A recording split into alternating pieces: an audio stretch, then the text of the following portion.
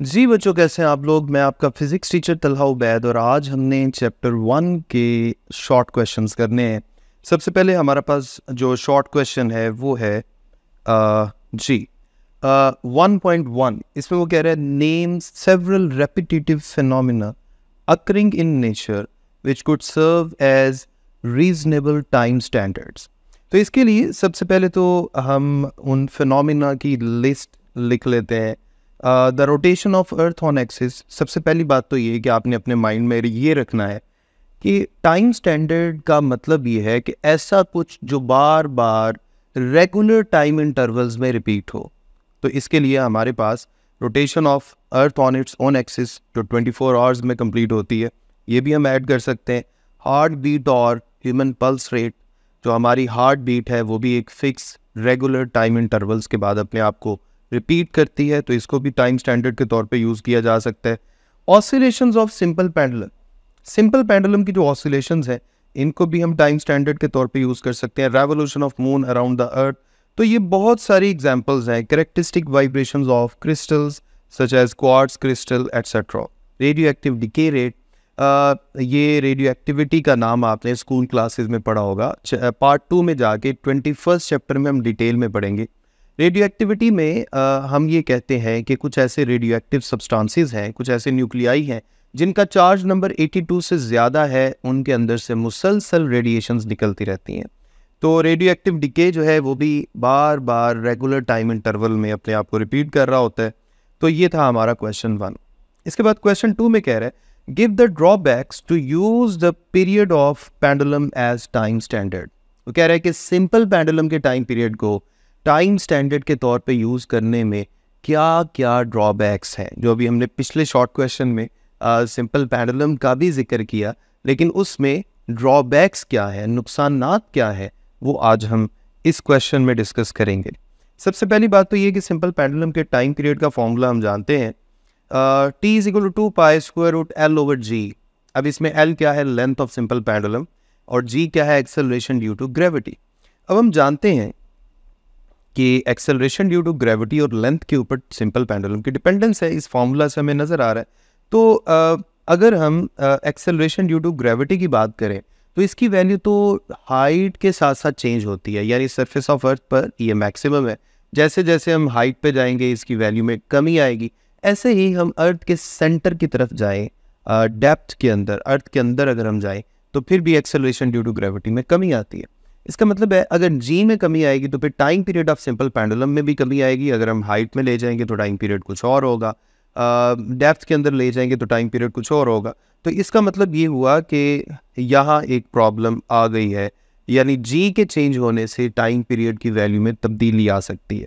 इसके बाद second point यहाँ पर हम डिस्कस कर सकते हैं, matter expands on heating and contract on cooling.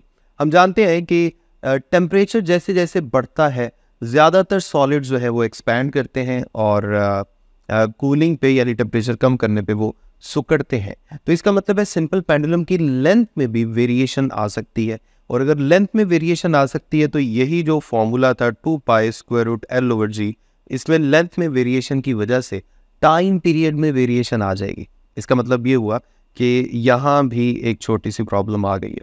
इसी तरह एयर रेजिस्टेंस और एयर प्रेशर की वजह से भी सिंपल पेंडुलम के टाइम पीरियड में फ्लक्चुएशंस आ सकती हैं। सो ये सारी वो प्रॉब्लम्स हैं जिनको हमें फेस करना पड़ेगा अगर हम सिंपल पेंडुलम के टाइम पीरियड को as a time standard use करते हैं। इसका मतलब है कि यहाँ पे काफ़ी सारे ड्रॉबैक्स हैं जो हमने डिस्कस कर लिए। इसके बाद क्वेश्चन नंबर 3 में कह रहा है why do we found it useful to have 2 units of the amount of substance and the kilogram and the mole. वो कह रहे हैं कि कभी हम किलोग्राम यूज़ करते हैं, कभी हम मोल यूज़ करते हैं, इसकी क्या रीज़न या लॉजिक है।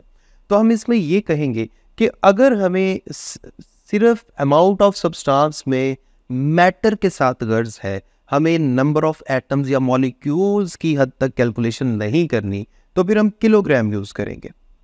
लेकिन अगर हमें अगर हम ज़्यादा माइक्रो लेवल पे बात कर रहे हैं या एटॉमिक लेवल पे या एलिमेंट्री लेवल पे बात कर रहे हैं, तो फिर हमें नंबर ऑफ पार्टिकल्स के साथ भी कंसर्न होता है तो फिर हम क्या करेंगे, फिर हम मोल यूज़ करेंगे अमाउंट ऑफ सब्सटेंस के लिए, फिर हम मोल का यूनिट यूज़ करेंगे। ओके जी, नेक्स्ट क्वेश्चन नंबर 4 में वो कह रहा है 3 students measured the length of needle with a scale on which minimum division is 1 millimeter। ये 1 millimeter जो है ये उस इंस्ट्रूमेंट का लीस्ट काउंट गिवन है। इसी तरह यहाँ पर 3 उन्होंने डिफरेंट मेजरमेंट्स की हैं तीनों स्टूडेंट्स ने। वो कह रहा है which record is correct and why, कौन सी मेजरमेंट ठीक है और क्यों ठीक है।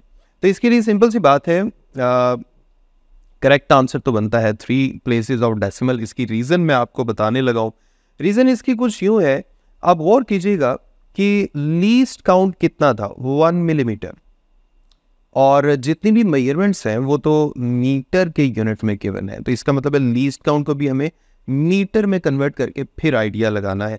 अगर मैं लीस्ट काउंट को मीटर में कन्वर्ट करूं तो देखें इसका बनता है 0.001 मीटर, यानी अगर मैं 1000 से डिवाइड करूं 1 को तो 0.001 मीटर, यानी डेसिमल के बाद 1 2 3 डिजिट्स हैं।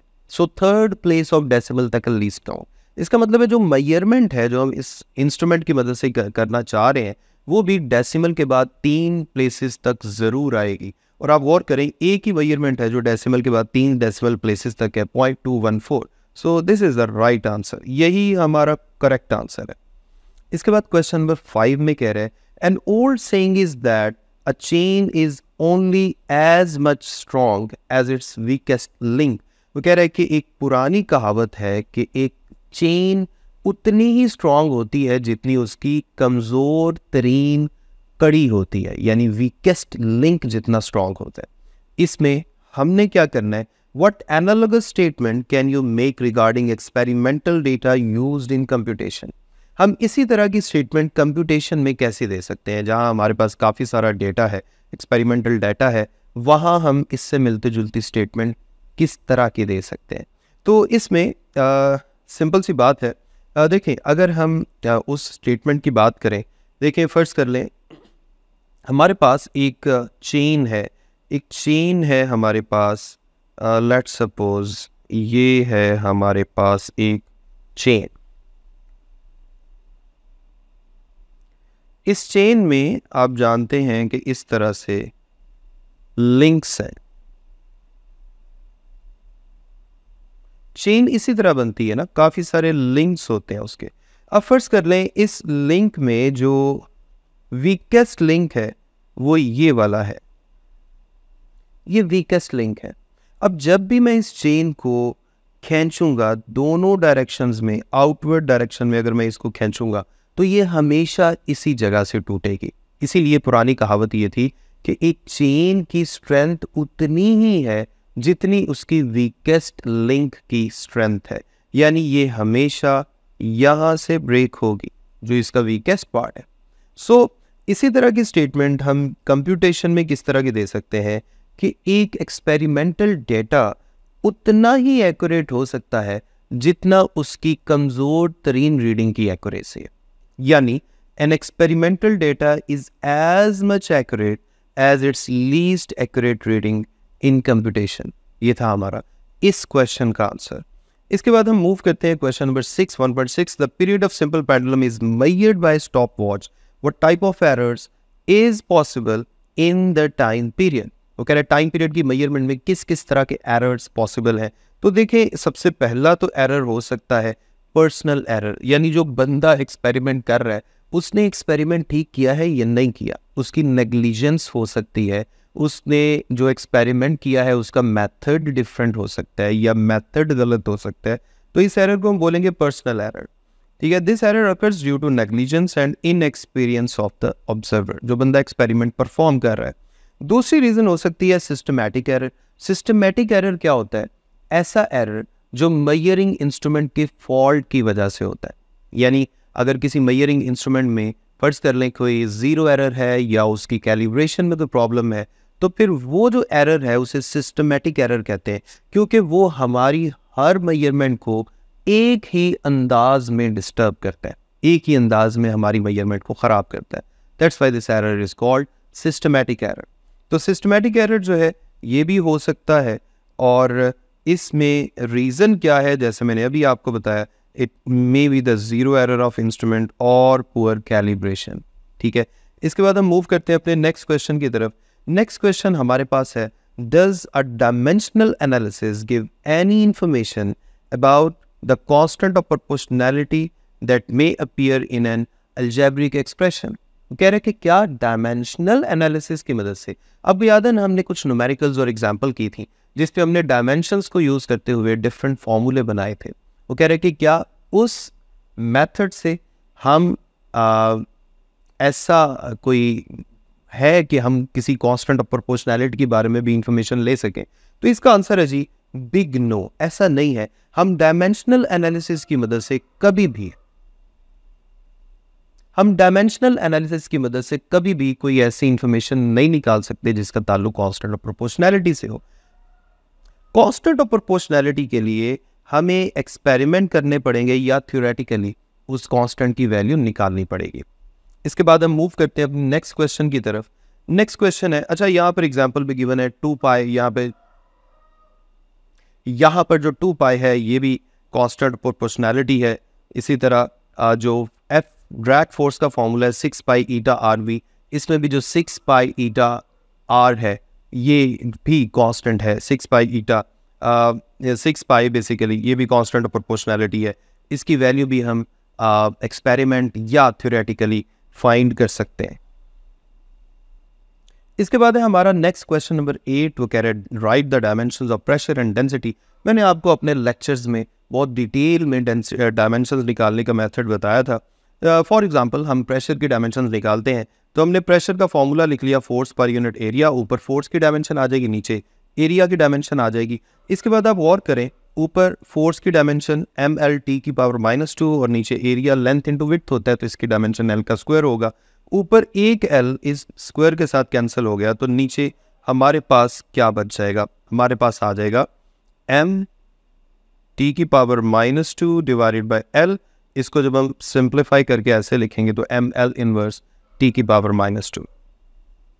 इसी तरह डायमेंशंस ऑफ डेंसिटी, डेंसिटी का फॉर्मूला होता है मैस पर यूनिट वॉल्यूम, ऊपर मैस की डायमेंशन नीचे वॉल्यूम की डायमेंशन। तो इस तरह से मैस की डायमेंशन कैपिटल M और वॉल्यूम की length into width into height, volume की डायमेंशन आ जाएगी L का क्यूब, ml की -3। इसके बाद हम नेक्स्ट क्वेश्चन की तरफ चलते हैं। वो कह रहे हैं वेवलेंथ जो है उसकी डायमेंशन कैपिटल L है, हम जानते भी हैं वेवलेंथ एक डिस्टेंस है, और वेलोसिटी की डायमेंशन LT इनवर्स ये भी हम जानते हैं, फ्रीक्वेंसी की डायमेंशन T इनवर्स उसने बता दी है। वो कह रहे हैं कि चेक करें कि ये इक्वेशन ठीक है या दूसरे वाला इक्वेशन ठीक है। तो इसमें हम क्या करेंगे, इसमें सबसे पहले तो हम F = v लैम्डा को चेक करते हैं। इसमें लेफ्ट हैंड साइड की डायमेंशन पहले लिख लेते हैं। Dimension of left hand side ये फ्रीक्वेंसी की डायमेंशन है। फ्रीक्वेंसी किसके इक्वल होता है, टाइम का इन्वर्स। तो हमारे पास टाइम पीरियड की टाइम का इन्वर्स जो है ये फ्रीक्वेंसी की डायमेंशन आ जाएगी। Dimension of right hand side, इसमें आप देखें v की डायमेंशन मैंने लिख दी, उसके बाद l की डायमेंशन लिख दी, इन दोनों को सिंप्लीफाई किया तो l का स्क्वायर हो गया, l का स्क्वायर इंटू t इनवर्स। इस तरह से हमारे पास आंसर एक जैसे नहीं आए, दोनों साइड की डायमेंशन डिफरेंट है, इसलिए हम कहेंगे दिस इज डायमेंशनली इनकरेक्ट। जो दूसरी इक्वेशन है उसको हम चेक कर लेते हैं, F = v लैम्डा। यहाँ पे आप गौर करें लेफ्ट हैंड साइड पे फ्रीक्वेंसी की तो वही डायमेंशन है टाइम का इन्वर्स, लेकिन राइट हैंड साइड पे आप देखें डायमेंशंस क्या बनेगी, v की जगह LT इन्वर्स, नीचे l है, ये l इस l से कैंसिल हो गया तो आपके पास t का इन्वर्स बच गया। सो हम कह सकते हैं कि दोनों साइड की डायमेंशन चूंकि सेम है इसलिए this equation is dimensionally correct. तो ये था हमारा इस क्वेश्चन का आंसर। उम्मीद है आज के लेक्चर की आपको बहुत अच्छी समझ आ गई है। अपना ख्याल रखें, मुझे अपनी दुआ में याद रखें। अल्लाह हाफिज़।